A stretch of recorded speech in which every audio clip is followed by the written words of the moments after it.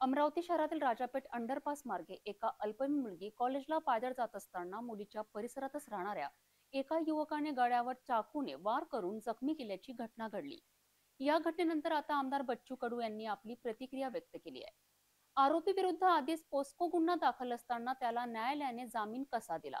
आम्ही त्या न्यायाधीश विरुद्ध तक्रार दाखल करू, अशी प्रतिक्रिया आमदार बच्चू कडू यांनी दिली।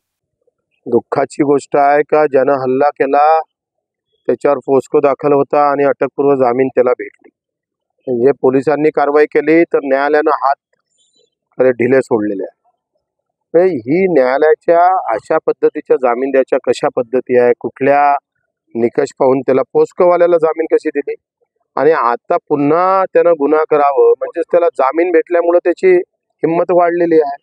त्याला न्यायालयाला मला वाटतं जो न्यायाधीश असेल त्याच्यावर एक तक्रार आम्ही करू सर्वोच्च न्यायालय। तर हे अशा प्रकारचे न्यायाधीश जर वागत असेल, पहिले आम्ही बोलत नव्हतो, न्यायाधीशाचा मान राखत होतोय, आता न्यायाधीशाची अवस्था त्यांच्यावर बोलण्याची येत आहे, हे दुर्दैवच आहे आमच्यासाठी। आणि त्यांची पण आम्ही तक्रार करू का कशा प्रकारचा जामीन दिला, पोस्को लागल्यानंतर जामीन द्यायची गरज काय होती, काय असे इमर्जन्सी पोस्को लागल्यानंतर कशा जामीन देण्याची गरज का पडली, एवढी काय इमर्जन्सी होती तर त्याला ते जामीन द्यावं लागले न्यायाधीशाला, हे उत्तर मागू।